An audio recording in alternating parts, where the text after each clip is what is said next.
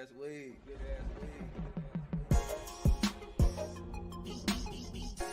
music.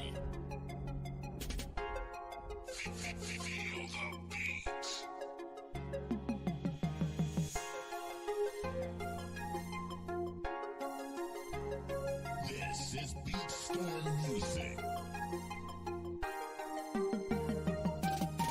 Jesus gave his life for me so that I can live, and I'm out creating crime. To me, that's all I can give. My whole life since I was young, this how I. It's not a bad thing. Like, I know bro did that. That's what's dope. Hi, you all. Welcome back. This here is Shavonda Marie with Love, Strength, and Love. Today we have a special guest, Tone. I'm gonna let y'all or let him kind of introduce himself. What's going on, everybody? My name is Antonio, aka Mr.Tonedef, founder of TDR Network, the largest podcasting network in the Midwest, located in the underground of the Sherman Phoenix Marketplace. And I'm happy to be here. All right. It's a beautiful thing. It's a beautiful thing. It's a pleasure actually having you, and I really appreciate the Thank space. you. It is so amazing. It's so beautiful. Hey, y'all, Man, got a new space. This is a man cave at its finest, but it's a safe space. So that's cool. It is definitely a vibe here. It's definitely a vibe here. I would never change anything about that. That's beautiful. All right, you all. Today we are going to be speaking about connections. This was kind of like the perfect conversation for me, seeing that I'm just connecting with you. Okay. And I was sitting and just wondering what kind of conversation should we have? Okay. So it's about I've been around with the whole panel podcast and coming into the live events, which has been awesome. Thank you. We try. Nah, y'all doing it. So it was just me coming in and just getting myself out in a whole networking game. And I was just trying to figure out, how do I actually get myself out here and make new connections? So first we're going to talk about creating connections. Okay. So when it comes to creating connections, it is how can we connect, or how can you go ahead? How can you connect with others on a personal and a professional level? Oh, okay. Honestly, it starts with just regular conversations. Okay. A lot of times we as human beings are scared to open up and be vulnerable in particular conversations. But once you tend to find something of commonality that you can speak on, it's more so than just trying to cultivate a conversation from that. Right. Let's use the panel for an example. We are 9 different individuals with 9 different walks of life. Right. But at the current moment in time, we're all connected in regards to our love for conversation. Okay. And because of our love for conversation, we tend to put a little bit of ourselves in every single conversation we have. So no matter what the topic is, what the event is, what the nonprofit that we're supporting, whatever we got going on, it's a little bit of us in everything we do. And because of that, it makes us open up and show a little bit more of us, that now we have a bond that's unmatched. We literally hang out with each other, kick it with each other. We confide in each other. So it went from just like 9 people who sat down and said, oh, okay, let's just talk about these topics, to what are you doing? What's going on? What's the plan for this month? What do you got going? And it's like, literally, we had to create a calendar to keep up with all the things that we got going on, but it's dope because of that. Right. Like, we going to support somebody today. So it's constant. So just stepping out and just communicating. Stepping out and communicating. Don't be shy. You may find people who don't rock with the same thing you rock with, but then you may find some of the weirdest people are things you have in common with. Like, you'd be surprised. That kind of brings me to my next question, because it says, what kind of strategies can you use to overcome with the shyness or just fear of being rejected when you actually trying to connect with someone new? Okay. So, fun fact, I'm a very shy person. Aw. Fun fact. Don't seem like it. Exactly.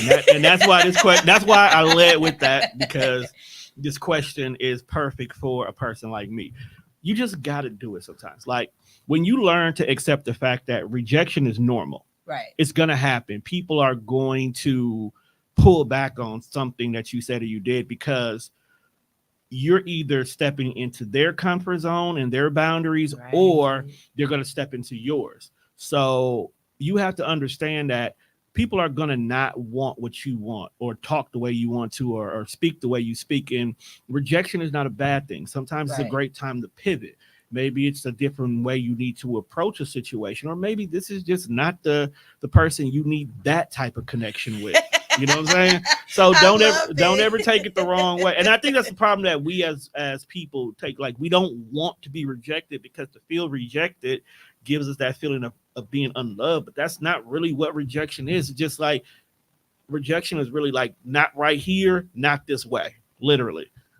Right. Keep it moving. Nice. Hey, that's kind of nice because it ties right on in into the next couple questions. Look, I am not the largest podcasting network in the Midwest for a reason. Let's go. Okay, so how can you actually identify with people who will be a good fit for you when it comes to networking or just in your personal life? Truth be told, a lot of times you have to find, like when you're doing it for business wise, right? Okay. Connecting with somebody has to have a value to you, but you also have to be honest about what a value you can bring to them. Right. Because I can go to a networking event and it can be hundreds of people there and none of them seem to fit my need. You know what I'm saying? Right. So first of all, make sure you put yourself in spaces and places where you can benefit from being there. Right. Like, don't go to a first-time home buyer meeting and you don't plan on ever buying a home. How is that connection working for you? Right. Though? But if you go to, let's say, a credit repair seminar, that may work more. It may make more sense for you. And then while you're at this credit repair seminar, for an example, not only is the person teaching the class someone you want to connect with and build a bond with, you're in a room full of everybody else who also got credit issues. So now it's kind of like, okay, Take the fear out of it. Take the fear. Number one, yeah, it does. Because like, look, you here like me. Okay, I don't know if your score is 600 or 6, but we all here for a reason. So there's no reason for me to be nervous to talk to you about whatever issue I go, because you technically have the same issue. Right. So putting yourself in the same spaces and places with people who have a commonality as you kind of gives you that leg in for the conversation to begin with, which kind of can lead to connections, because now I got some information that you may not have known about, and now you got something I know about, and this credit repairing could be the start of a beautiful friendship. Exactly. You know, now we talking like, hey, I just went up 20 points this week. I just went up 8 points. Hey man, how you going? Like now we talking and we communicating and we talking about things, and next you know it, I know everything about you, and we having Thanksgiving together. Like we didn't build that connection. We didn't build that connection because we all at 800s now. So now I might go to a homeowners, meeting and bring you with me. So right, which brings us to the next portion of actually connections, which is building connections. Okay, so what type of role, or what role does trust play in building a strong connection? You was at our last podcast, wasn't you? Okay, that was like, this sounds like, okay, I see what you did there. Trust is very important, because as a person like me, I am all about cultivating a safe space. That's literally the phrase I use whenever I start anything. So in order for you to know that this is a safe space, you have to trust that I'm creating this. If I'm saying this is a safe space, you have to trust that when you come into whatever space I've created or cultivated, it's exactly what I said it is. Okay. So when building that connection, and whatever the reason why you're connecting with this person or this person is connecting to you, they're immediately trusting that you are doing exactly what you said you're going to do. Exactly. So you have to kind of give them some trust to begin with, but you also got to be mindful of adjustments that can occur from it. Right. I might say, hey, come into my space is a safe space, and you show up on a Saturday, and that Saturday somebody is in here that you don't feel comfortable around. So now it's not my fault that it's not a safe space, Right. but because of this circumstances, it may not feel as safe as long as this individual is there. So now you have to let me know so I can make those adjustments so you can trust that I keep it a safe space for you. Right. Okay. Nice. Which again, the next question. It's just all flowing so nicely. You talking to me. I love it. Okay. I know what I'm This doing. connection is awesome, y'all. I Okay. didn't created it, now building it, and we're gonna step into letting go of other connections so we can actually get all the connect, so I can have the connections that I need.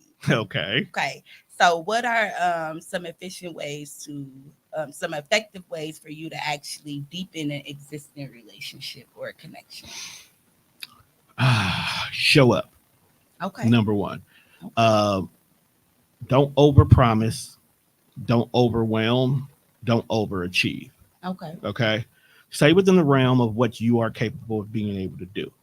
If I say, hey, I can record your podcast for you, but I can only do it on these days, and I can only do it these many times of the month, as much as you may want it as much as possible for your needs for your podcast, I have to be realistic with you. Right. Okay. Now, if you want it more than just 2 times, or you wanted it every day of the week, now we have to be realistic about how that's going to look for you. Right. So keeping it honest, keeping it open, not overwhelming myself, because now it's no longer a connection of enjoyability. It's a connection of necessity. Okay. And at the same time, I don't want to break the trust with you, because if I said, yes, we can do it every week on Friday at 7:00, and all of a sudden my other producer have a show at the exact same time. Now you don't trust that I'm going to be honest with what I say. You're not going to trust that I'm going to keep my time. And now our connection has an issue in regards to it. Right. So as long as I don't overachieve, overpromise, overwhelm myself, and just keep everything honest and consistent, our connection is going to grow, period, because you're going to see that I am invested in whatever we're working on together, just as much as I need you to be invested in it. Exactly. Make sense? Yes, right. Give and receive. Hey, I'm all about that. Nice. So on to the next question. Okay. What are some signs that a connection is worth investing more of your time in, or even your energy? I know I took a deep sigh on that one. Okay. A lot of times is growth. Okay. Okay. And I'll use that as for not necessarily just only like work relationships, but even your personal relationships. Right. Grow. You have to be able to, like I said, everything has to have a give and take. You should never be in a connection or a situation where you don't feel like you're getting something out of it, but you also have to feel like what you're getting out of it is worth it. You know what I'm saying? Like if you can bring to the table something I already have, right? Okay, your value is not going to be the same as if you're bringing something new to the table. Exactly. And vice versa. If I say, okay, you're working with me, I can give you A, B, C, D, E, F, G, but you can do A through F. So the only thing that makes a difference in our connection is G. Right. Well, once you figure out that you can get G somewhere else, does it even matter? Like, am I still that value to you? Right. But if you find out that G comes with the lead in for H, H comes to I goes to J, and you're growing from our connection, whether it's me physically doing it for you or me putting you in the places and spaces to get the rest of the alphabet, then that has value. So it's growing. And the fun part about it is as you're working your way through LMNOP, you bringing me with you. Right. You see what I'm saying? So at the time, we both get to Z at the exact same time. And now we're looking at it like, oh my God, we did this. Okay. Whether I did a chunk of it by myself or you did a chunk by yourself, at the end of the day, we all got there at the same time.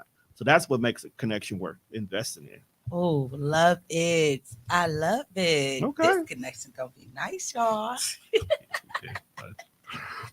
Okay, so on to the next one. You were talking about it, connections being one-sided. So the question I have is, how can you create a connection that is mutual, rather than one-sided? Okay. So let's start with the most important part, the one-sidedness. Mm-hmm. Okay. Realistically, anybody who gets into a one-sided situation knows they're in a one-sided situation. I'm being honest with you. You know exactly what you're getting yourself into, and you have accepted the fact that that's exactly what you're doing. Mm. So, if you're in a one-sided situation with the hope of being able to receive something or get a benefit from that one-sided connection, Mm-hmm. you got to look at yourself in regards to that. Okay. Okay. Once you accept the fact that you will no longer deal with any type of connection, a job, a relationship, a friendship, your family, that it's only a give, give, give, give situation, Right. then that is up to you to either demand that there's something that you can take from it, or else it needs to be severed, or Mm. you just have to accept the fact that it's always going to be one sided. Right. And we tend to choose those opportunities a lot of times Mm. because one, it's comfortable for us to accept it. And secondly, more importantly, we hope that that individual or that job looks at you for the value that you know you are, even though Right. that's never going to be the case. Mm. So it's more so about accepting the fact that you are in a one-sided and putting the demands to change it, or never allow it to be one-sided to begin with. Mm. So how will we go about creating it so that it's Establish your wants and your needs right away. okay? Okay. Establish your wants and needs right away. If I build a friendship with somebody, I need you to be a type of friend. Right. And I need that friendship to be something that I can benefit from. I don't want to just only hear the tea from you all the time, or only show up because you need to borrow my stars password because power Right. started back up.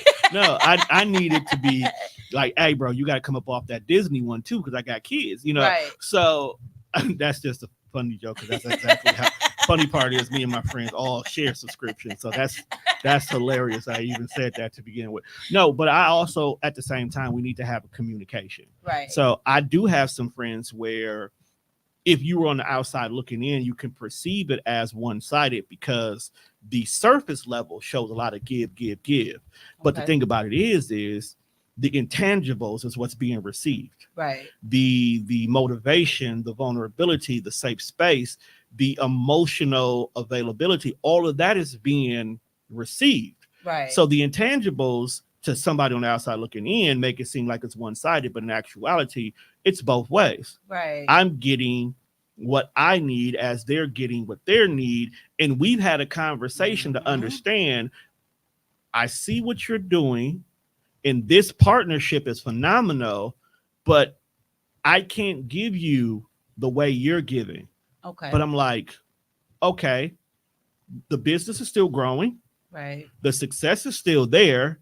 You're just not showing up the way you're comfortable with showing up. So that does not mean that the connection is bad. That Right. just means that once you are able to show up the way you're going to show up, the connection is going to be strong. Right. Because now you're able to see it from your perspective as the way I see it, and we're still going to be good. Right. So the business can always grow. We can get that money. We can get that back. Everything is going to be phenomenal when it's all said and done. You're just not able to show up the way you want to show up. Doesn't mean you're still not doing what I need from you. Right. You know what I'm saying? So it's not really one side. It's just not the way you want it to be. Right. Which again, if you want it to be the way if you want it the way that you want it, then you actually have to put in the work and show up. Exactly. But sometimes life be lifing. It definitely does. So I'm willing to work within the realms of what you can. Take a prime example. Started a business, completely different business than this one. And I had a partner who financially could not put into the business like I could. Okay. I just happened to be in a good place where I can take care of the capital. But the fact that they were able to handle the inventory, they were able to handle the marketing, they were able to take the excessive loads off of me. Doing all of that was more important to me than putting the money into it, because you taking all the overhead responsibility, you're taking all the marketing responsibility, you're taking all what I can deem as tedious, right? And you handling that, even though to you it feels like nothing, you've done more for the business than I could ever do if I was doing it by myself. So you doing those intangible things hold weight for me. Yes. So being able to do those intangibles literally makes the business thrive. Yes. Because now I can focus on everything else. I can handle all the other things. And guess what? Because now I can go full throttle on my side of it, the money's going to come in on its own. Right. So now, even though you're financially not matching me 50-50, you're matching me with what's referred to as sweat equity instead. Okay. So now you doing all of that over there, just as equal. Exactly. Just as so equal. It balances itself out. It balances out. It's just they're more so upset that on the business side, they can't match me dollar for dollar. Right. And I had to teach them it's not about the dollars. Yes. Okay. If you ever dealt with anybody who's ever been a part of Habitat for Humanity, okay, in order for you to get that home, you got to help build that home. Okay. You cannot afford that home, which is why you're even in the program. But the way you're putting in the work to build that home, that's creating value. Yes. That's putting the money in. That's your financial contribution because the amount of people you have helped building that, that's less people they have to pay to come do that. Exactly. So you may not be putting physical money in, but the amount of money you're saving them balances out. So you good.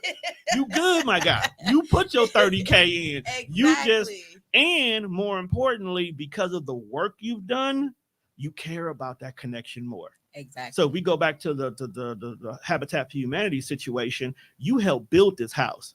So you know what it's going to make you do? You're going to care about the house even more. You're going to understand certain aspects of the house that you wouldn't have cared if you just bought it from somebody else. Yep. Because now you know that. You know what that water heater is. You know what that furnace is like. You know where that balance beam is. You know where that structure. You know this house. So you're going to take care of the house because you've already taken care of the house. Exactly. And that's how connections are.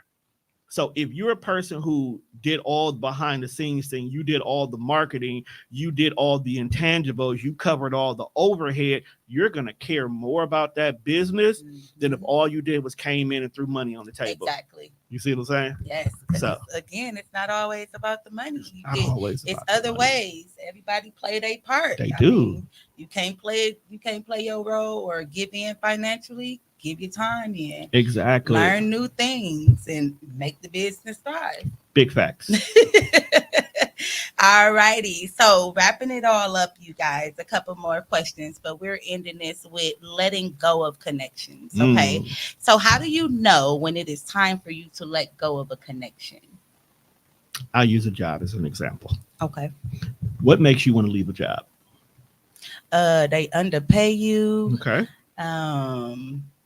They treat you like crap. And they seem like they don't care.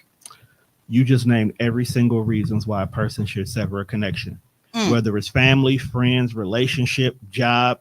When you feel underprivileged or underappreciated, right? When you feel like you're being used, when you find yourself literally resenting having that level of communication with that person, that's when you know this is not a healthy connection. You don't have to deal with it anymore.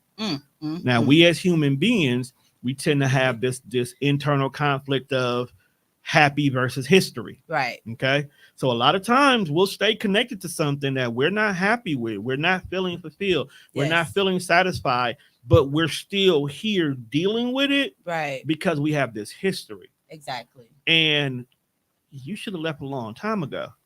I have had jobs in my past where I was there 5-6 years. Yes. And when I finally tell my supervisor or my boss, all right, I'm thinking about to put my 2 weeks notice in, and they sit here and tell you, nigga, you supposed to quit 2 years ago. That lets you know. I'm sorry. I don't know if I can use that kind of language on your show. I apologize. You good, look. Right, I apologize. It's all real. Should have checked first. But no, and this is actually this is actually really did happen to me. Okay.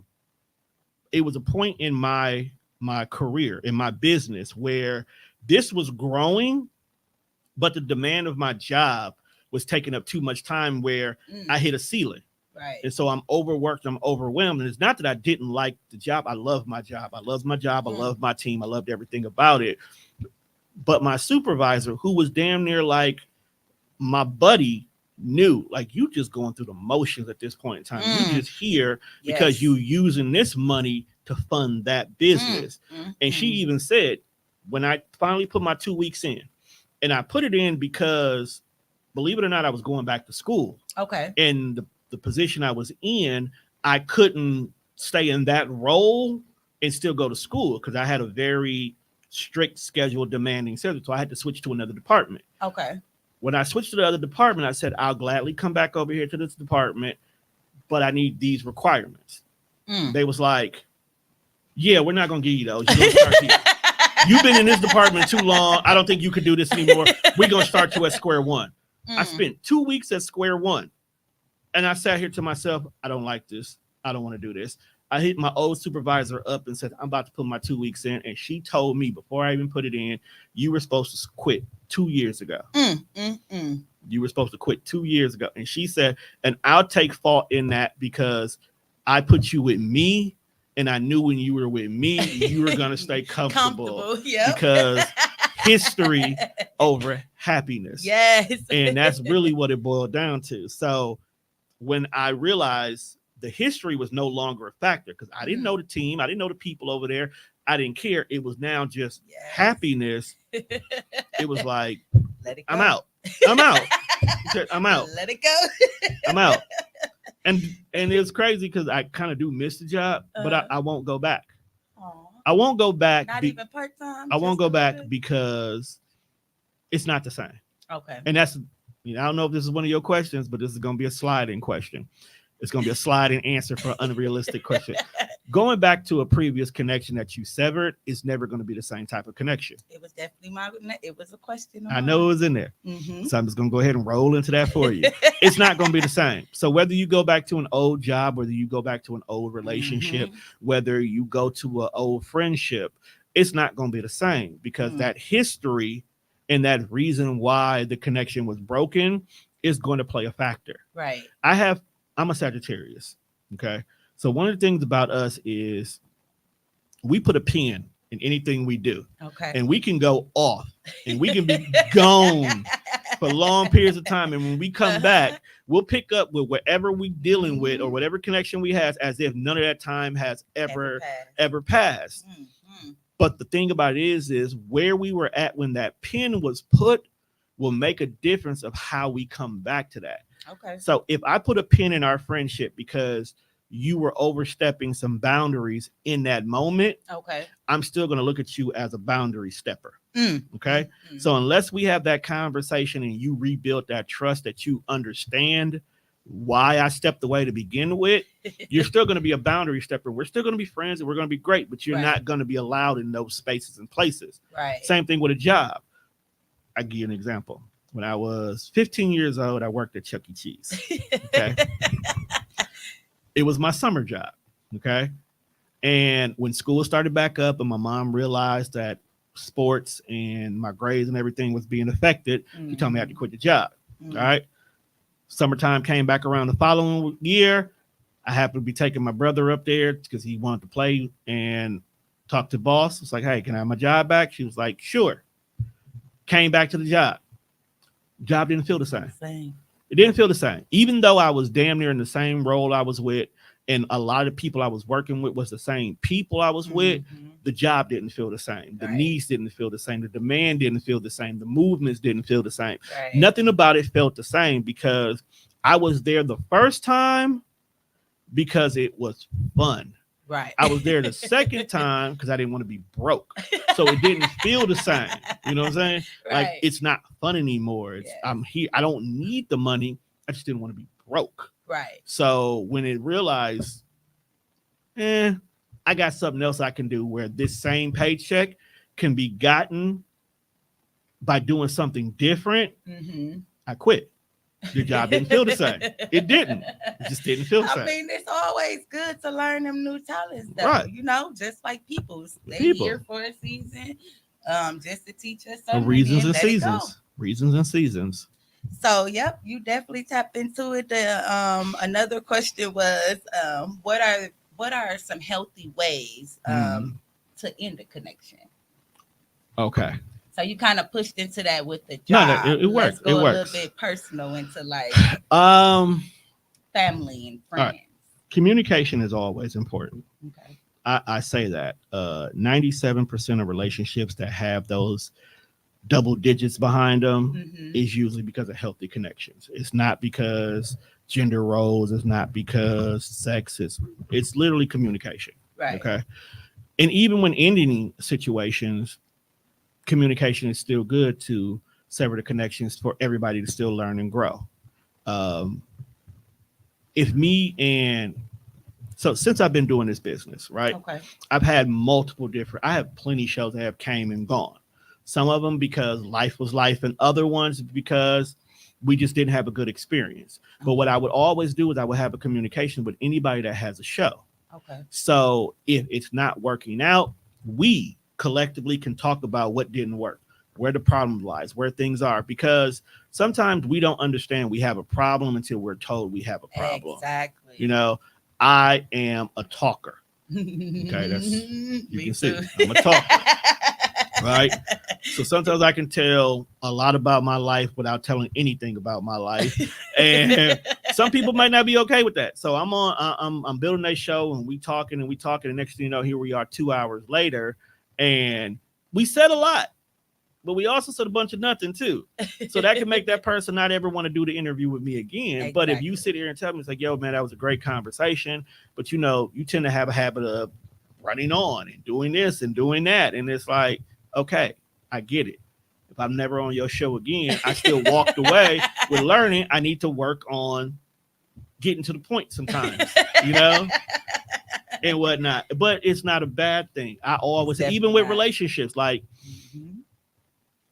I tell people, the number one thing I hate that this new generation does is they ghost. Okay. Yeah. I done did that a couple times. Right. Yeah, I know. So I was talking to my sister the other day, and she knows I hate ghosting. So she was like, Tony, it's only family can call me Tony. She was like, Tony, I don't want to talk to this dude no more, and I just want to block him and just keep my peace. I was like, Yeah. don't do that. If anything, at least cultivate a message. If you don't feel like talking to him to say it, but create a message, letting that person know that these boundaries have been overstepped. These things that you're doing that you have asked to stop doing, you keep doing, and it's making you feel uncomfortable. Let this person know that the things that you're doing is ruining this connection. Right. Okay. You're wearing these wires down that the string is not going to hold anymore. So at this point in time, to save me money from buying a whole new cord, I'm going to go ahead and sever this connection now and put some tape on this friendship because I got to walk away from it. Yes. And then after you sent this to them, if you still feel like you need to block, then block. But at least let that person know this is why we have to sever this connection, in so many words. Right. And a lot of people don't do that. They just leave people in limbo. And now this person is wondering where things went wrong. And I guarantee you about 100 times out of 100 times, they're going to assume completely different than what it really is. Definitely. So allow that person to understand why you're walking away from it. Let them be in their feelings. Like people have the right to be angry or be mad and be upset, but let them have their moments, but at least let them honestly know why. And if you just leave it all open and willy-nilly and just ghost them, now you're creating a whole monster that you don't ever want to deal with. Yeah, because now and then it's gonna come back around on you. So you ghost somebody and somebody gonna ghost you. Exactly. When it at the exact time when you think things are good. Exactly. So that's why you should always just communicate. Okay. So after you end that connection, right? And it's healthy for you. Sometimes it may not be for the other person, depending on how life is life for them. But after you have you went through and you ended that connection, now it's time for you to rebuild yourself. How do you actually let go of the feelings, the emotions that you are actually having? Like you said, some people may be sad, they get in their feelings, but how is it that you can actually go through for your own self? All right. So, especially if it was the connection that was important to you, like a family member. Okay. You will hit me with the hard one last. No, and the reason why it's a hard one is not because of anything like, ooh, let me think of somebody who. No, it's just in general. It's that processing period. It is. Every single thing that ends has a grieving period. Mm-hmm. Okay, it's not grieving is just not death. Exactly. Okay, grieving is everything. Grieving is walking away, ending. Even if you're the one who had to make the step away, you're still gonna have a grieving period. Yes. Because if it's a job, if it's a relationship, if it's a friendship, if it's a family member, there are spaces that they were occupying for you, and you got to find a way to fill those voids. Yep. Okay. And you have to deal with things that remind you of them. You have to deal with things that you guys might have done together. You have to deal with places that you might have gone. You have to, in so many words, you got to change your whole life because you changed your life by removing these connections out of it. Right. Okay. You got to find new things to create your happiness. Okay. Everybody says you got to find happiness within yourself. You got people who will say you need to pray. You got some folks who go to the gym. You got folks that'll do yoga. You got people that sleep. Right. Most like at the end of the day, there's no right way or wrong way to heal from whatever you're grieving over. It's more so you just got to figure out a way to fill those voids. Like me, for an example, if it's a relationship that's ended, it's gonna take a little bit longer because I'm an all-in kind of a guy. Okay. So if I'm all in and now you've taken and we've walked away from this all in, I got to adjust to a lot of things that I was accustomed to with you. Right. My eating habits, my shopping habits, my health habits. That time. The sex. Let's keep it a buck. A lot of stuff we gotta readjust to that. We gotta get used to that. So you gotta find different ways to fill those voids. So whether it is going out, whether it is hanging out with your friends even more, whether it is sleeping and binge watching 27 shows on Netflix, whatever you gotta find to do to get or diving into your work or diving into your business. I know for a fact that there has been multiple times where I had to end friendships, end relationships, not talk to certain family members for a while. And doing that, I dove more into my business. I was more into my business, but I also found myself talking more and being out more and going more places and walking accidentally into unhealthy situations because I wasn't 100% over the ending of whatever that connection was. When I quit my job to go all in my business, my goal is to go all in my business. But then I also found myself having to give up things that I would use my extra money on. Right. Okay. So now my extra money and my extra free time and my extra expenses, those had to go away for a while. That's a change that I wasn't ready for. Right. So finding myself having to sit home while everybody's having a great time on Facebook, it was the sacrifices of the choices I made. Right. Just like if you end a relationship and you go to this particular bar all the time, you got to remind yourself, look, I can be that person who still follows my ex and see everything that they do. Or I can be the person that could completely wipe this individual and may see them if they only pop up in other things. You know what I'm saying? Do I stop hanging out with friends we have in common? Am I comfortable with even being around this person, even though we don't go together anymore?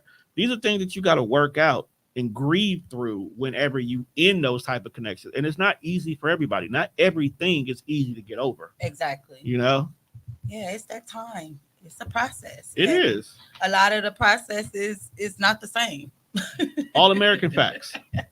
You know. All right, Tone. I really appreciate you coming on. It was such a pleasure. It is just fun. I love the whole little setup. It's beautiful. I'm gonna let you know this right now. The one thing about TDR Studio, it changes all the time. So you just got to get comfortable. You might walk in here one day and you see a round table. You may come back, it's a square table. You may see bookshelves. You may see couches. It changes. So look, change is good. Change is good. It helps me keep myself changing. All right, growing so in the same sense. It's you'll love it here. You know, you'll love it here. That's the one thing about it. And the fact that it's a 50-50. So you're still doing your own thing. So it's not a 100% TDR production, but you're a hybrid. You're work from home. Right. This is a work from home job. You got to come in the office sometimes, but it's still a work from home job. All right, you all. Again, this is TDR Studio. We are actually toning or has tuned in with Tone, y'all. He just gave us a little brief of connections when it comes to creating, building, and just allowing yourself to let those connections go. Um, would you like to tell people how they can actually find you? Maybe get in contact with you to do business with you on another level, You or know, the funny part is I am everywhere, even though I'm never there. But no, you can always find me on all of the things at Tone Deaf, TONEDEF. Whether it's Mr. Tone Deaf, it's my personal page, or whether it's TDR Network. Just type in Tone Deaf, and I guarantee you'll find me in one shape or form. On YouTube, we're TDR live stream because I have so many shows that I cannot just have only one page. And you can find all the shows that are here on TDR Network, past, present, and future, because there's always something new coming out of here with us.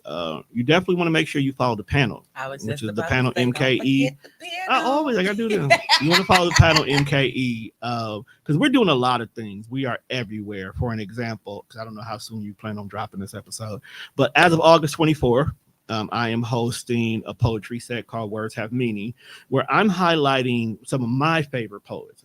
I wasn't able to get all of them because they life be lifing and they busy, but I'm able to highlight some of my favorite poets and just show appreciation to them and the fact that their words have meaning to multiple different people. So be on the lookout for a lot of different mini interviews in regards to that one. Then the actual event itself is at Wallflower Okay. MKE down on 38th and Burleigh, August 24th from That's my old hood. 7 p.m. to 11 p.m. Shit, it's still my hood. Ain't no such thing as an old hood to me. If you from Milwaukee, you from Milwaukee. Oh, speaking of that, also make sure you check out my podcast. I got two of them. I got one I do with my brother called the Deaf Fresh Show. We've been doing that for about 13 years. It's a podcast where we take nothing serious. That's literally the moniker of it. I need to be on that one then, because I laugh a whole lot. Hey, you'll come through. Oh, you'll definitely have a great time with us there. And then I have my personal business one. It was ranked by BuzzFeed, the number one entrepreneur podcast Okay. in the city of Milwaukee in 2023, where it's called Where I Come From MKE, where the only requirement is to be where I come from. No, seriously, that, and I love that concept. We Yes. talk about a little bit of everything. I recently just dropped the audio only version of what's called The Fear of Flying on my podcast. It's basically where I talk about that 1.5 year journey of straight entrepreneurship and all the highs and lows of not only just starting a business, but trying to maintain the business in today's economy. So it was a battle tested series, but it was worth it, and I would do it all over again if I had the opportunity to. So check that out. Lovely, y'all. Once again, y'all, do not forget to like, share, and subscribe. And then come back and check me out. I will be tuning in next Friday with another special guest. So just follow me on Facebook, Instagram, YouTube, all social media platforms. Until next time, I love you all. Thank you.